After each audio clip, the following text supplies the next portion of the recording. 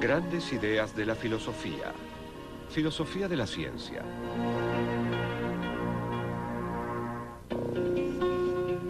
La filosofía de la ciencia es el estudio crítico de la ciencia y el razonamiento científico.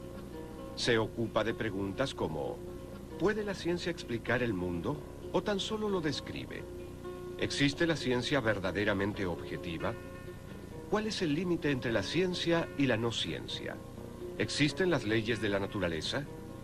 ¿En qué se diferencia la ciencia de otros campos de desarrollo humano como el arte, el derecho o la religión? A los filósofos de la ciencia les interesa la ciencia. ¿Qué son las ciencias? ¿Cómo se relacionan entre sí? ¿Cuáles son los resultados de la ciencia? ¿Qué hacen los científicos y demás? Por ejemplo, dentro de la biología realizamos diversos tipos de distinciones. A un nivel elemental, distinguimos entre animales y plantas, y de un modo más complejo, distinguimos entre el sistema inmunológico y el digestivo, entre otros. Dentro de la física, la ciencia fundamental, podríamos preguntarnos acerca de las propiedades más básicas y de la manera adecuada de ver al mundo. A menudo se plantea la pregunta: ¿qué relación guarda la filosofía con la ciencia? Y la respuesta a dicha pregunta, creo, es que aunque digamos que la ciencia natural era parte de la filosofía, de hecho se la llamaba filosofía natural, aún en la época newtoniana y durante un tiempo después, solemos pensar que hubo una especie de separación entre la filosofía y las ciencias naturales, y que pasaron a ser dos campos separados. El pensamiento sistemático acerca del mundo en el que vivimos conforma la esencia de la actividad científica. También es la base del pensamiento filosófico. En líneas generales, la filosofía y la ciencia tienen un programa en común: desentrañar el misterio de nuestro mundo. Entonces no ha de sorprendernos que estas dos empresas hayan recorrido caminos paralelos durante siglos. Durante gran parte de la historia de la filosofía de la ciencia no se diferenció del resto de la filosofía. De hecho, la filosofía en sí, o al menos gran parte de ella, no se diferenciaba mucho de las ciencias en general. Entonces, los atomistas griegos como Demócrito e incluso Platón y Aristóteles se hacían preguntas que hoy en día consideramos filosóficas y otras que consideramos científicas. El despertar de la conciencia científica se remonta a la antigua Grecia. En el siglo VI a.C., los pensadores jonios comenzaron a buscar más allá de las explicaciones tradicionales provistas por el mito y la religión. Entre los filósofos presocráticos, la noción matemática de Pitágoras acerca de la estructura del mundo fue sumamente influyente. Tanto así que para Platón, el creador del universo, es un matemático que construyó el cosmos de acuerdo con los principios geométricos. El tiempo, por tanto, nació con el universo, para que, generados simultáneamente, también desaparezcan a la vez, si en alguna ocasión tiene lugar una eventual disolución suya. La decisión divina de crear el tiempo hizo que surgieran el Sol, la Luna y los otros 5 cuerpos celestes que llevan el nombre de planetas, para que dividieran y guardaran las magnitudes temporales.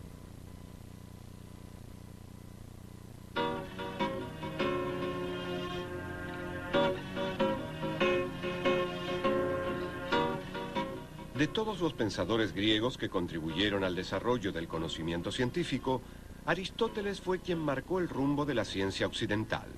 Su obra abarca no solo todas las ramas de la filosofía, sino prácticamente todos los sectores de la ciencia y del saber humano. Fue él quien estableció las divisiones entre las ciencias físicas tal como las conocemos actualmente, y su visión del mundo dominó la civilización occidental durante aproximadamente 2000 años. Mientras que Platón tendía a idealizar, Aristóteles desplegaba su pasión de científico por deducir el saber de los hechos concretos. Aristóteles estaba interesado en los diferentes tipos de organismos biológicos que existen, cómo se relacionan entre sí, cómo se reproducen, cómo duermen, cuánto tiempo duermen.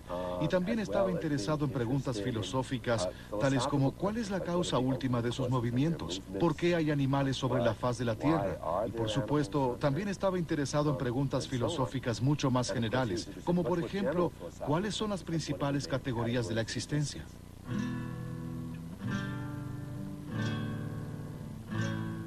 Aristóteles divide a las ciencias en tres clases: prácticas, poéticas y teóricas. Entre las ciencias teóricas menciona la matemática, la metafísica y la física. Para Aristóteles, la ciencia es el conocimiento verdadero y cierto, exactamente lo opuesto a la opinión.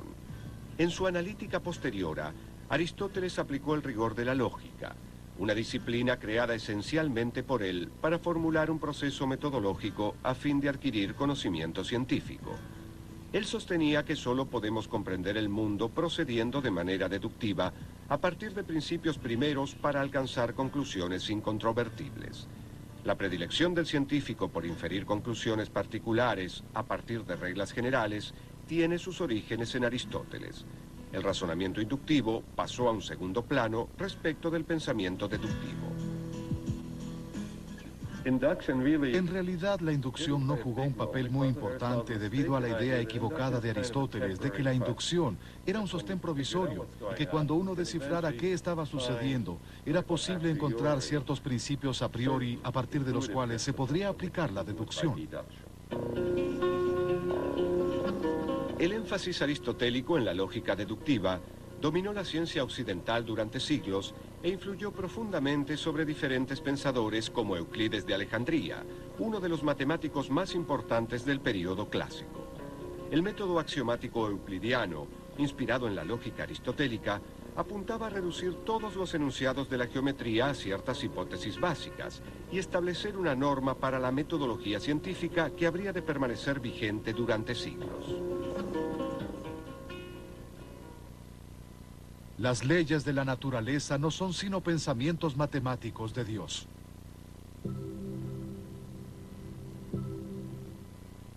En la Edad Media, los científicos notaron que al tener un conjunto de hechos, era sencillo elaborar una serie de teorías para explicar dichos hechos.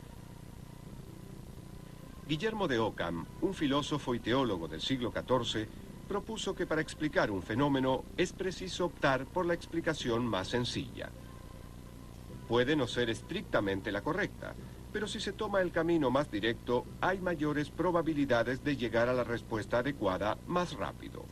Este principio, que se lo conoció bajo el nombre de la navaja de Ockham, fue un hito en la historia de la metodología científica.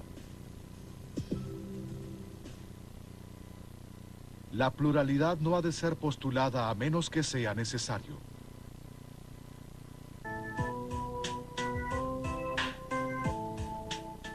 Después de que Tomás de Aquino lograra integrar a Aristóteles dentro de la ortodoxia oficial de la Iglesia Católica en el siglo XIII, el pensamiento científico se vio cada vez más dominado por el aristotelismo escolástico, que resaltaba las cualidades particulares de las cosas individuales.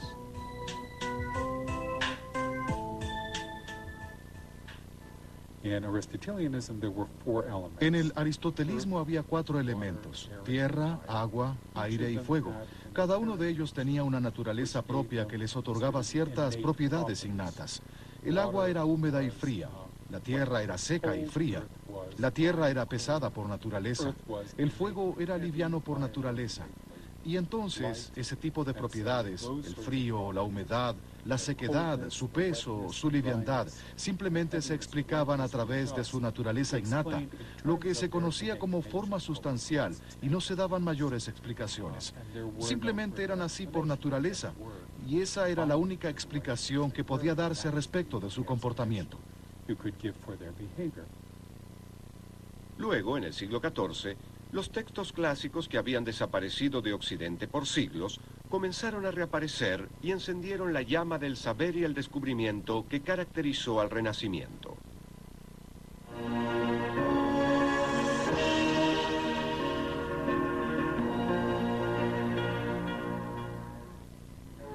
Este periodo de ferviente actividad intelectual dio lugar al surgimiento de científicos como nunca antes se había visto. Entre ellos podemos mencionar a Nicolás Copérnico, Johannes Kepler y Galileo Galilei, quienes instauraron una nueva visión de la realidad, una metodología científica sumamente crítica y una forma innovadora de pensar acerca del cosmos.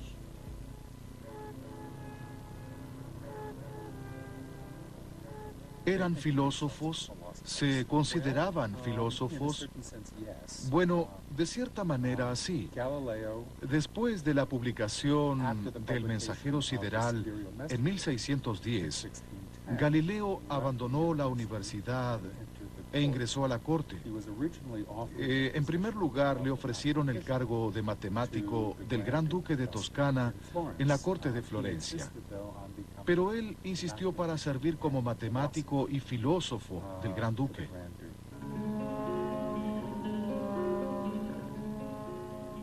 Copérnico revolucionó el mundo al proponer que el Sol, y no la Tierra, era el centro de nuestro sistema solar.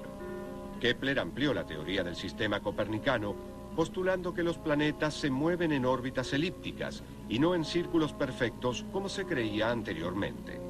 La actividad científica de Galileo desafió la ortodoxia aristotélica, lo cual le ocasionó grandes dificultades con la Iglesia Católica.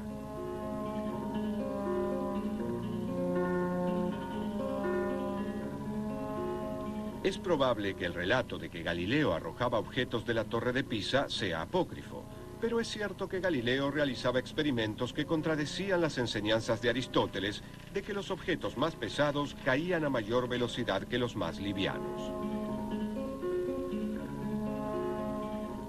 Al enfatizar en sus datos la cantidad por encima de las cualidades particulares de los objetos que observaba, Galileo introdujo una noción radicalmente nueva. La ciencia debe basarse en la medición. Este hecho puso a la matemática en la primera plana de la actividad científica.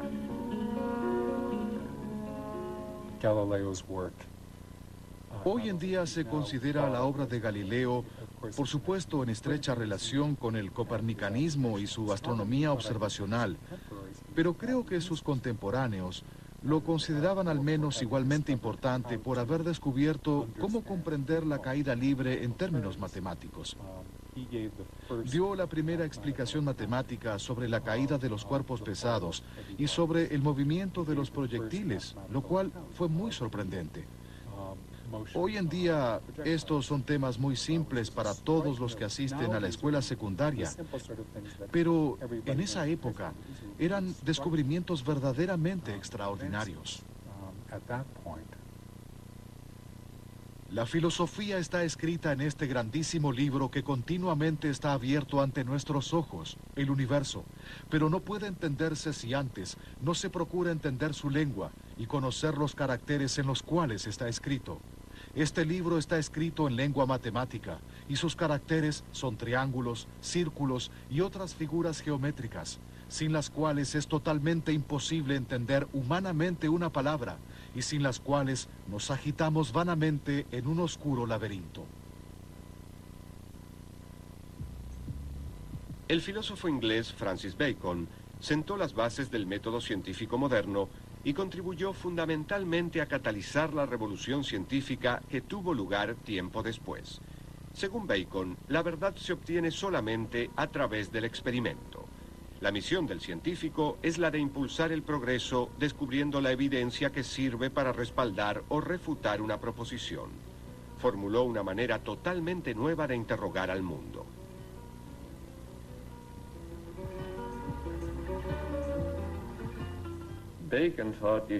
Bacon creía que se debían evitar las hipótesis abstractas por completo. Podría decirse que él quería que la ciencia funcionase como la ingeniería, en parte porque la ciencia medieval de la última época, que era la ciencia del siglo XV, todavía daba escasos resultados útiles. Y él anticipó que ésta podía llegar a convertirse en algo mucho más útil aún. Él considera que la ciencia, comprender la naturaleza, es una manera de mejorar la vida de las personas. Siendo uno de los críticos del aristotelismo más importantes de la época, su mayor crítica hacia este movimiento es que es estéril, que en realidad no produce tecnología, no produce obras. Él hace la siguiente analogía. La filosofía de la que se habla hoy en día es como los jóvenes. Mucho parloteo y ninguna obra. En realidad, no produce nada. Cree en una nueva filosofía que realmente produzca tecnología y haga obras. Lo que Bacon quería es darnos una manera racional de organizar la experiencia e interrogar la naturaleza, para que con esta combinación de razón y experiencia realmente logremos progresar. Si una persona parte de certezas, terminará con dudas. En cambio, si acepta partir de la duda, habrá de terminar con certezas. Fue gracias a la aparición de Isaac Newton que la revolución científica triunfó definitivamente sobre la institucionalizada visión aristotélica del mundo. En sus principios matemáticos de la filosofía natural, también conocidos como Principia Matemática, Newton describió la gravitación universal, delineó las leyes de movimiento y sentó las bases de la mecánica clásica. Sus 4 reglas del razonamiento marcaron un hito en la evolución del método científico. Estas reglas sostienen: no admitir más causas que las que son verdaderas y bastan para la explicación de los fenómenos. En cuanto sea posible, adscribir las mismas causas a idénticos efectos naturales.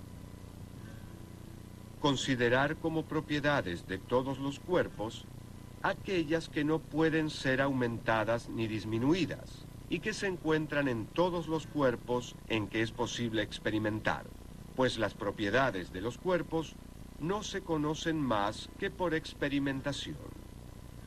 En filosofía experimental, tener por verdaderas las proposiciones inferidas por inducción a partir de los fenómenos.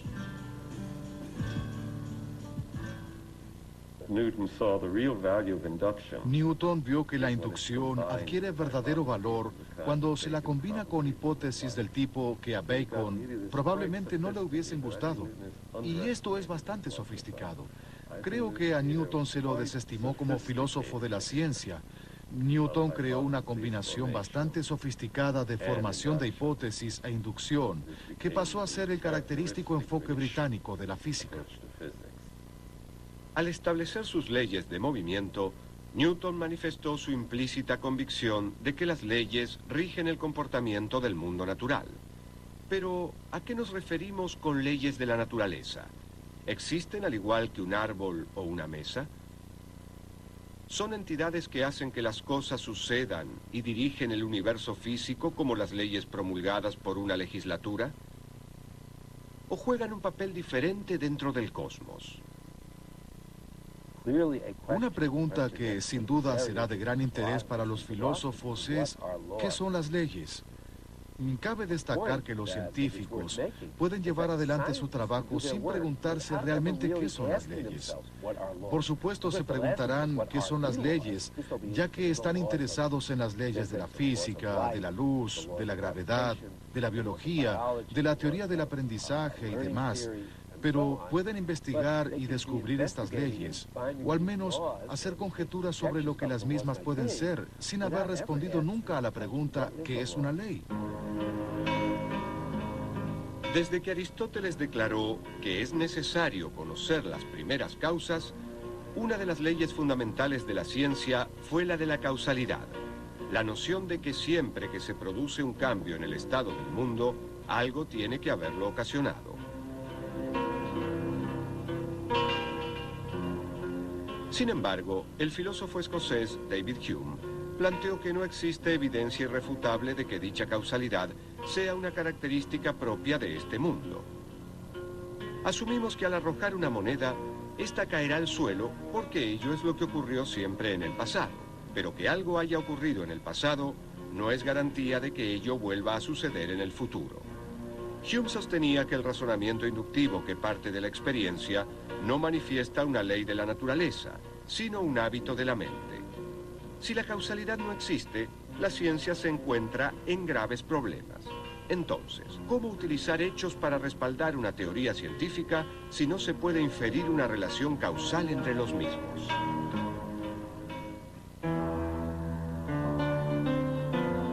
El filósofo prusiano Immanuel Kant reconoció la fuerza del argumento de Hume y respondió al mismo afirmando que todos compartimos una estructura mental para comprender el mundo, como la causalidad u otras leyes naturales, que es real en cuanto existe dentro del contexto de nuestra mente.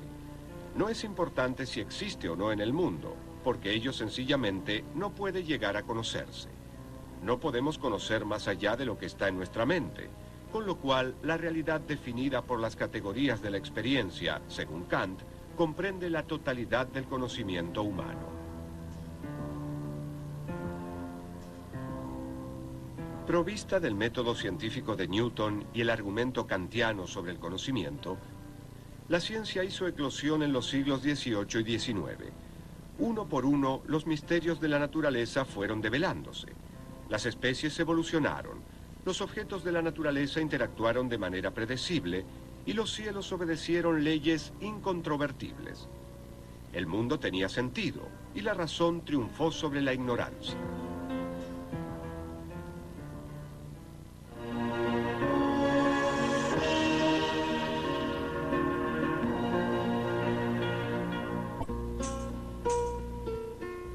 En la década de 1920 y 1930, los grandes avances en el campo de la física inspiraron a un grupo de pensadores que comenzaron a reunirse en Viena para discutir sobre filosofía. A este grupo se lo conoció bajo el nombre del Círculo de Viena y dio origen al positivismo lógico, un movimiento que sostenía que el único discurso que tenía sentido era el científico. Si se deseaba afirmar algo sobre el mundo, debía haber alguna experiencia sensible a la cual remitirse para demostrar que el reclamo en cuestión era verdadero. A este concepto se lo denominó principio de verificación o verificacionismo. Rudolf Carnap, Maurice Schlick y Otto Neurath eran los principales miembros del Círculo de Viena, que era frecuentado por muchas eminencias. Einstein, Kurt Gödel, un gran matemático y lógico, y también Wittgenstein, solían visitarlo frecuentemente. Y estas personas estaban muy interesadas en saber cómo o hasta qué punto la ciencia podía conocer acerca del mundo y cuáles eran las bases de la misma. También estaban muy interesados en saber si había o no una unificación de todas las ciencias. Ellos afirmaban que la física era la ciencia fundamental y que todas las demás ciencias de alguna manera derivaban o dependían de la física. Como con el tiempo se comprobó que el principio de verificación era tan riguroso que llegó a poner en duda a la propia ciencia, el movimiento dio lugar a un renovado interés por las teorías de la confirmación que intentaban incorporar el razonamiento inductivo o algo similar al campo de la ciencia. Algunos filósofos como Peter Strawson sostuvieron que la inducción no debía hacerse pasar por la deducción para ser considerada válida. Él creía que existía un principio de uniformidad en la naturaleza. Este principio nos asegura que debido a que el Sol salió en el pasado, podemos inferir razonablemente que lo volverá a hacer en el futuro.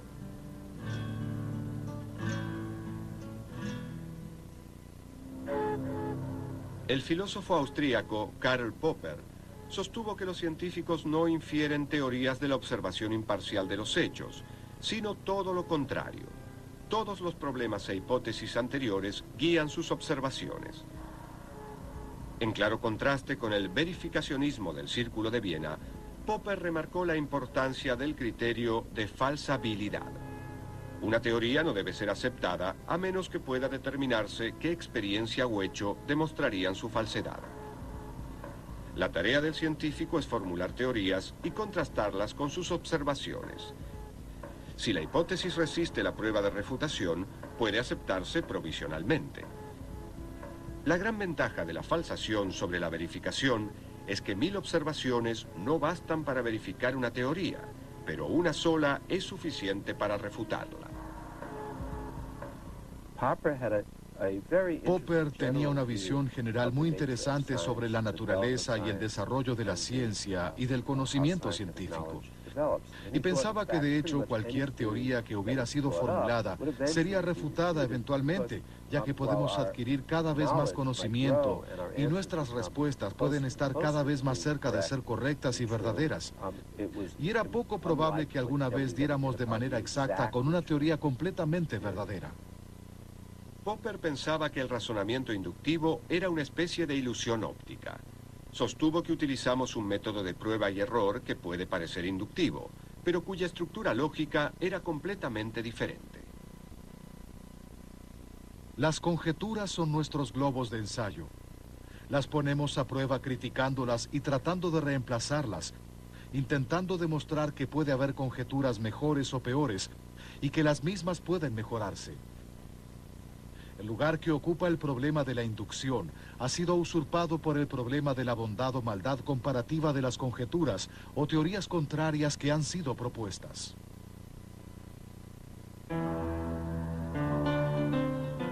El filósofo estadounidense Nelson Goodman argumentó contra la existencia de la lógica inductiva formal.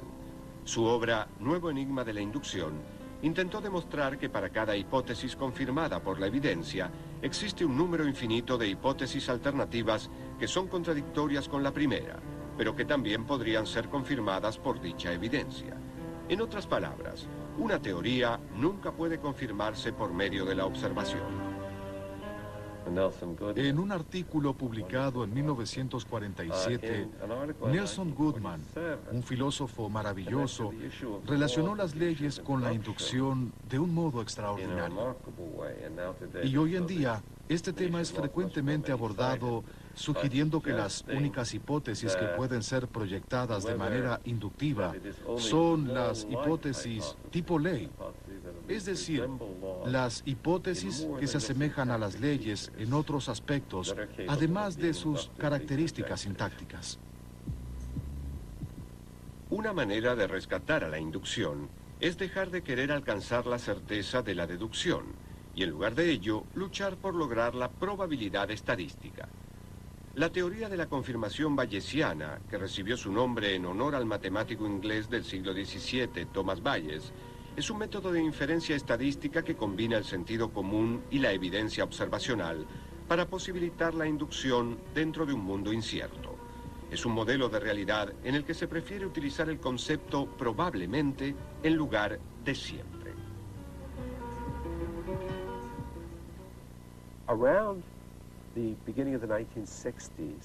A comienzos de la década de los 60 había una especie de revolución filosófica, en general dentro de la filosofía de la ciencia, por la cual se rechazaban o al menos modificaban muchos aspectos de las teorías positivistas y lógicas. La principal objeción que se hacía en ese momento era que los filósofos de la ciencia de la época no tomaban a la historia de la ciencia y a la práctica real de los científicos en sus laboratorios y sus estudios con la seriedad del caso. Tampoco tenían en cuenta la influencia ejercida sobre la ciencia por diversos acontecimientos generales, culturales, políticos y sociológicos. La crítica más penetrante e interesante en este aspecto fue la del historiador de la ciencia Thomas Kuhn, quien estaba muy interesado en la evolución de la ciencia a lo largo del tiempo. Él propuso una tesis muy interesante. En cualquier momento dado, los científicos trabajan dentro de un determinado paradigma. Esto es, un conjunto de ideas y teorías básicas, una serie de problemas a resolver, ciertos métodos experimentales y ciertos tipos de soluciones particulares que sirven como soluciones eficaces para los problemas.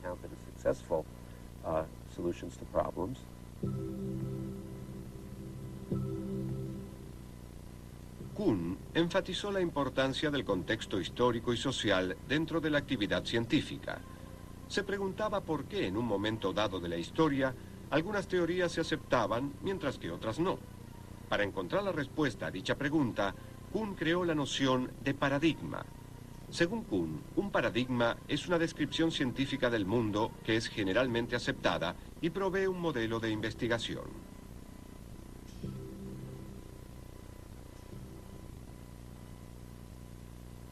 La existencia del paradigma establece el problema que debe resolverse. Una de las cosas que adquiere una comunidad científica con un paradigma es un criterio para seleccionar problemas que, mientras se dé por sentado el paradigma, puede suponerse que tienen solución. Kuhn creía que Popper no había comprendido cómo progresaba la ciencia.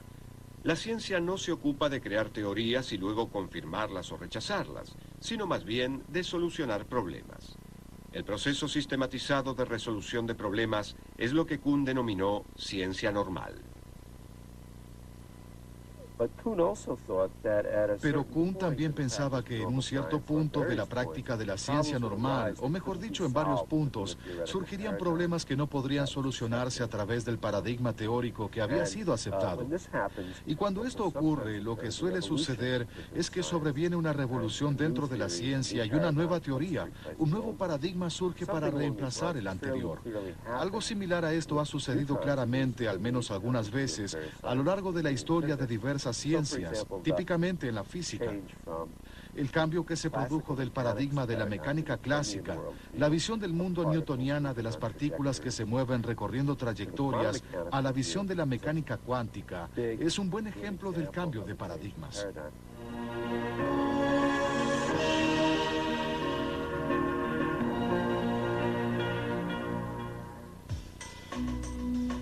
El siglo XX estuvo dominado por dos hallazgos en el campo de la física cuya rareza fascinó a los filósofos: la mecánica cuántica y la relatividad. Einstein estaba trabajando en una oficina de patentes de Berna cuando en 1905 expuso su teoría de la relatividad especial o restringida, una teoría que sostenía que no existe ningún sistema privilegiado de referencia. Dentro de la idea de naturaleza de Einstein, solo existe el movimiento relativo. Es imposible situar en forma objetiva un fenómeno cualquiera en el espacio y en el tiempo.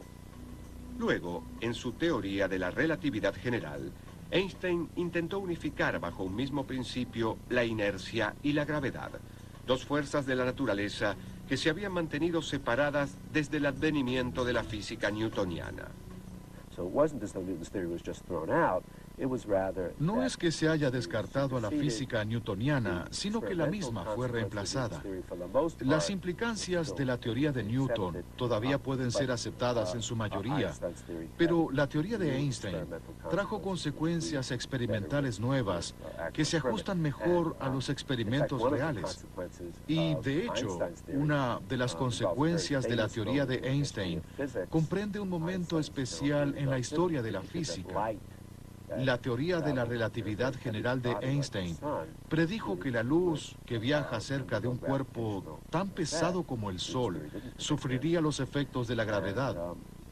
La teoría de Newton no postulaba esto, y en la década de 1920, Sir Arthur Eddington organizó la observación de un eclipse solar en la que habría de medirse si realmente la luz de las estrellas lejanas se desviaba al pasar cerca del Sol.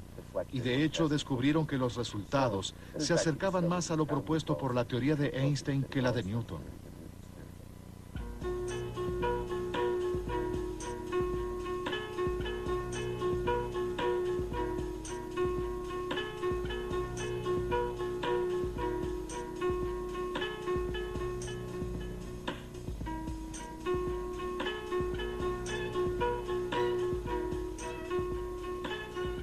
La curvatura del espacio y del tiempo que describe Einstein desafió la noción euclidiana del mundo.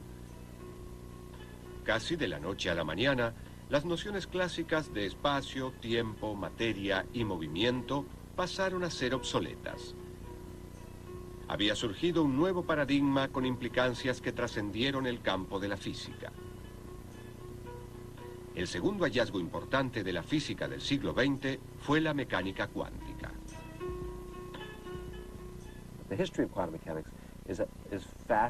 La historia de la mecánica cuántica es fascinante y dramática a la vez.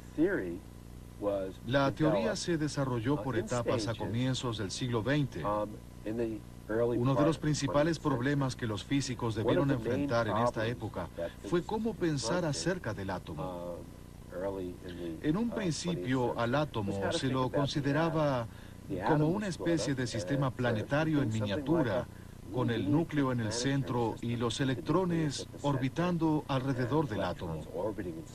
Pero la teoría de la luz de Maxwell predijo que si una carga eléctrica se mueve de la manera en que los electrones se mueven alrededor del átomo, entonces debería irradiar luz, y al irradiar luz debería perder algo de su movimiento y eventualmente caer dentro del núcleo del átomo. Por supuesto, si así es como se comportan los átomos, entonces el universo habría de colapsar, y queda claro que ello no sucede. Con lo cual, algo estaba equivocado.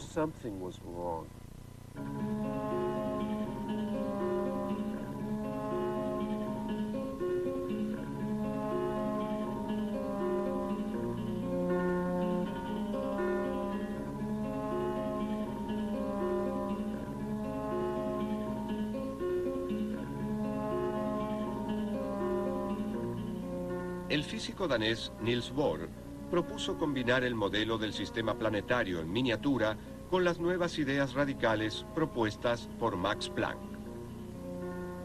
Planck sugirió que los electrones existen a niveles de energía fijos que están a una distancia fija del núcleo. Cuando un electrón salta a un nivel más cercano al núcleo, libera una descarga o cuanto de energía. Cuando el átomo absorbe un cuanto de energía, el electrón se aleja del núcleo.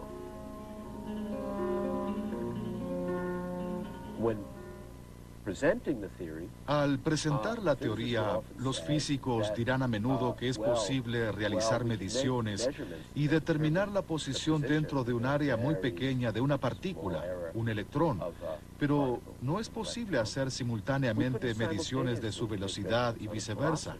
Y esta visión fue desarrollándose. Y de hecho las partículas atómicas, los electrones y demás, no tienen simultáneamente posición y velocidad. Por supuesto, si uno se detiene a pensar en ello un momento, si uno considera a los electrones como partículas, ¿qué significa que algo tenga una posición pero no tenga velocidad? No me refiero a que no se conozca su velocidad, sino que no tiene velocidad. O bien, ¿qué significa que algo tenga una velocidad dada pero no una posición determinada? Todo esto es muy extraño. Y se vuelve aún más extraño. Einstein respondió a las aparentes contradicciones con la mecánica cuántica y se encendió la polémica entre la teoría de la relatividad y la teoría cuántica. La teoría cuántica desarrollada por Bohr y Heisenberg sostenía que podía haber electrones en situaciones fácilmente reproducibles en las que dichos electrones en sí no tenían posiciones y velocidades determinadas, sino que sus posiciones y velocidades estaban interrelacionadas.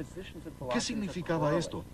Bueno, dada la visión instrumental que Bohr tenía sobre la mecánica cuántica, quería decir que si se realizaba cierta medición y se obtenía cierto resultado de este electrón, ello nos diría qué resultado se debería obtener al realizar una medición en aquel electrón, ya sea de su velocidad o de su posición. Y Einstein dijo, si al medir este electrón modifico el hecho de que no tenga una posición determinada a que sí la tenga, y ello a su vez hace que otro que no tenía una posición determinada pase a tenerla sin que yo intervenga en absoluto, debe ser que dicho cambio se produce instantáneamente y a través del espacio. Y Einstein creía que eso era absurdo. Pensaba que de hecho ello violaría su teoría de la relatividad especial.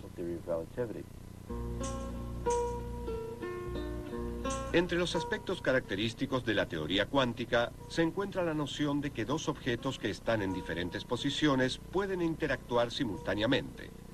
Un efecto que Einstein denominó acción fantasmal a distancia.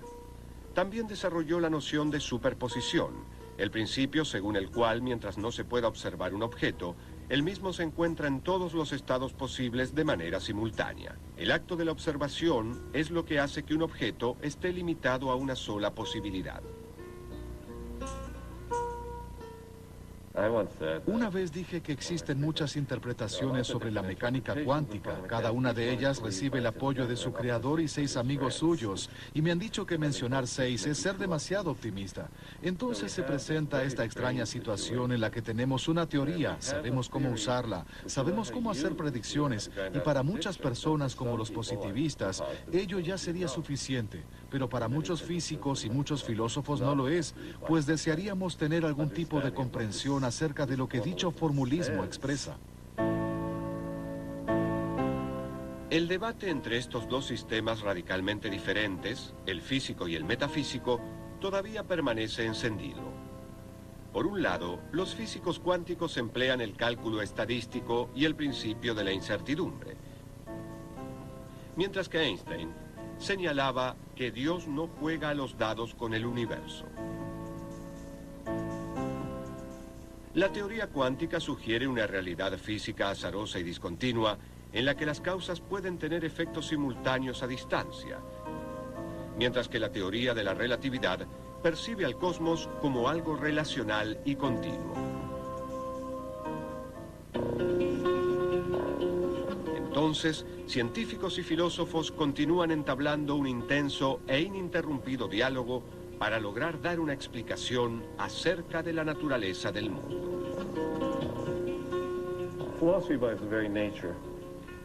Por su propia naturaleza, la filosofía se ocupa de temas que no son considerados ciencia todavía, o que parecen ser intrínsecamente algo diferente a la ciencia, tal como la ética o la estética, o que se elevan a lo que a veces denominamos un metanivel, con cuestiones de metodología, niveles de significación y demás.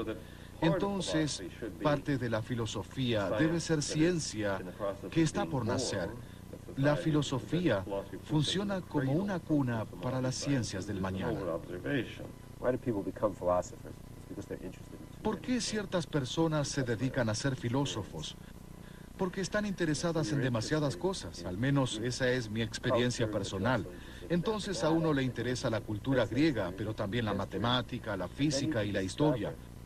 Y luego uno descubre que al hacer filosofía es posible estar interesado en todos estos campos y trabajar en ellos, porque todos ellos tienen su base y todas estas áreas de interés intelectual son áreas en las que es posible hacer preguntas filosóficas, tales como ¿cuál es el objeto de estudio? ¿Cómo investigamos acerca del mismo? ¿Cuáles son los conceptos y las expresiones de las nociones centrales de dicho tema? Y lo mismo se aplica a la filosofía de la ciencia.